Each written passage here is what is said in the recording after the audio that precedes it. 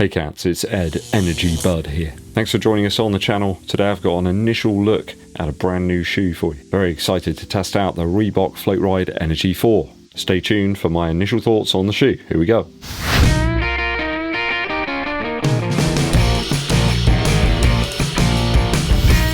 It's here.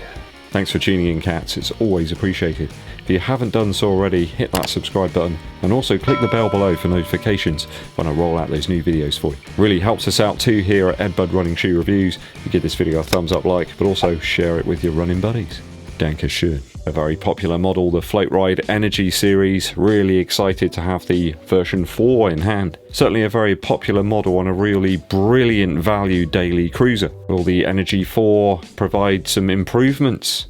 Let's find out. You cats know the score on the Energy model by now from Reebok. Great value set of shoes at well below 100 big ones. This latest version clocks in my UK size 11, which is a US size 12, at 281 grams. So that's about 9.9 ounces. The Energy 3 came in at just under 300 grams in my UK 11 at 297 grams. So there's about 16 grams difference there. It's about 0.6 of an ounce lighter, the new one. So certainly a move in the right direction. The insole of the shoe suggests this still has a 9mm drop. Not entirely sure what the actual stack height is. There's nothing official posted, not even on Reebok's website. They do suggest though that the shoe is made up of 30% recycled or repurposed materials. I've seen stack heights listed for this between about 17 to 26 millimeters. It certainly seems a little bit higher in my size at least. Just a bit of a disclosure here, this is a shoe I've purchased with my own Earth credits. This hasn't been sent to me for review. These are literally my honest opinions getting the shoe in hand. We'll start with the upper first. So some big changes here with a more low profile design in terms of the upper. Just more flexible and slightly thinner materials could make for a slightly better experience during the warmer months. The tongue is actually a really big improvement with the extra padding there down through the middle to absorb the lace tension. The laces here are this sort of flatter, slightly wider variant, big improvement over the ones we had in the Energy 3. They sit nice and flush against the foot and distribute the tension a little bit better. There's nowhere near as much sort of elasticity about these laces as well, which I think a lot of people will like. There was no lace loop on the Energy 3. They have a much sort of longer, wider one here and it does the job. That aside, the tongue is partially gusseted. You can expect no tongue slippage shenanigans here. I think it's from the third eyelet down, it's completely gusseted and joins up with the material at the front of the shoe. The new transparent mesh is strong yet fitting and foot hugging. Most importantly, I got no bunching of the materials in the upper. It really bugs me in certain shoes at the moment.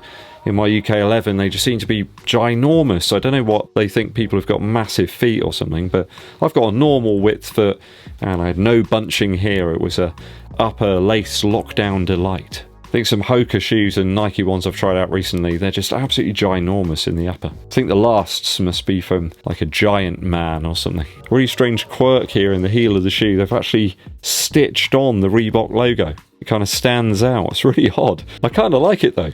It's something I've never seen before on a running shoe. And pull tab.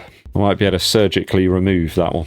Might lose like 1 or 2 grams, you know. It's worth it. I have to be honest, I like the upper on the Energy 3. It did a good job. There was nothing majorly wrong about it. Perhaps the tongue was a little bit too padded maybe in the Energy 3. But I think here we've got a really good update on what was already a really great shoe. All the functionality of the previous version, but with a little bit less upper. More attention to the tongue and also the heel padding. There's easily enough lace here to do a runner's knot if that's your preference. And I actually think they've improved the looks of the shoe. It is a beautiful looking shoe, this one. Although someone did point out it looks a little bit like an ultra shoe due to the standout section of the Reebok logo here. Thankfully, an improvement in the looks of the shoe, but not to the detriment of its functionality. Top drawer, and after my initial runs, I'm going to give it a 3 out of 3 for the upper. No major issues whatsoever once I got rid of the pull tab. The upper just doesn't really feel present at all on foot.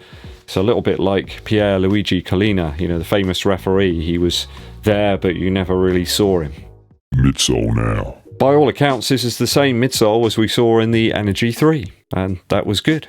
The difference here is though, the upper's improved, the lockdown's improved, and as such we get a little bit more contact with the midsole, and I really enjoyed it. Tried and tested, we know that it works just fine for those sort of daily sessions. Perhaps some recovery efforts, throw in a little speed as well, it can handle it. Maybe those shorter blasts or a bit of a tempo effort, yep, it can cover that. I think the midsole material lacks a little bit of resilience perhaps in this form for those longer runs. You've got the Symmetros for that, but I just think the upper locks you down on top of the midsole base a little bit better. It's just more connection there. I found transitioning from a slower speed up to a faster speed a lot easier with this version of the shoe. So no reason to hugely rate the shoe any higher or lower really than my Energy 3 midsole score. I'm going to give it a slightly better score, 2.6. I think it just has a very marginal improvement there due to the upper. I think my only major gripe is a lack of rigidity in the midfoot section of the shoe, but of course Reebok have got something at their sleeves to remedy that, the Energy X. So a 2.6 out of 3 for the midsole after my initial run. Outsole now. Outsole wise, it's a repeat performance from the classic carbon rubber that we saw on the previous iteration of the shoe. Proven over the miles, I had almost no wear at 100 miles in the Energy 3. I don't see this being any different. Don't forget my typical routes as well aren't just road and pavement. There's some gravel tracks, mud, grass, some loose stones, loads of woodland debris. When you've got a shoe at 160 kilometers and there's practically no wear on the outsole, you know you're in for a treat. I think that's a big boon as well, certainly at this price.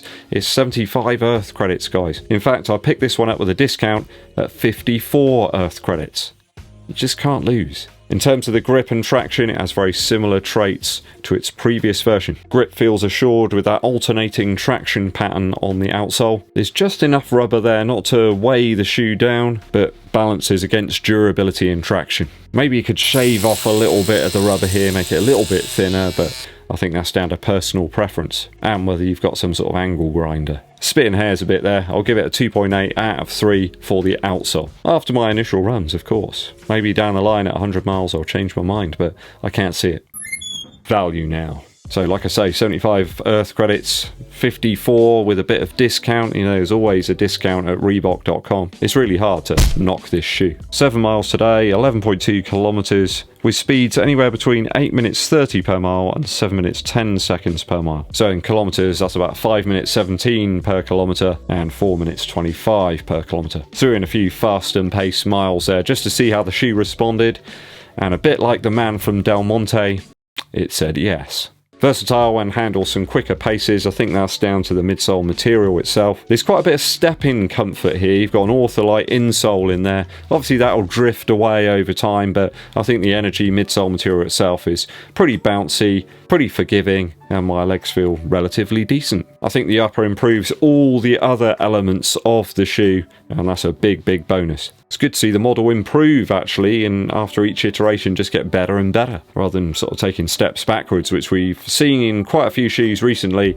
Certainly some Nike ones are doing that. Nice to safely say I think I can still recommend this one as the king of value. I'll give it a 2.9 out of 3. I think it handles pretty much every daily use that you can throw at it when you take into account versatility and cost and just overall enjoyment of running in the shoe. It was wonderful today. Straight out of the box, on foot, and it just feels good. Yes, it's no race shoe, guys, and it doesn't need to be. This is very much a daily offering, and for the retail price, I mean, find me a better one. Reebok pushing the envelope a little bit more in 2022. If I've totaled all the scores up correctly, that gives us 11.3 out of 12 after my initial runs for the Reebok Floatride Energy 4.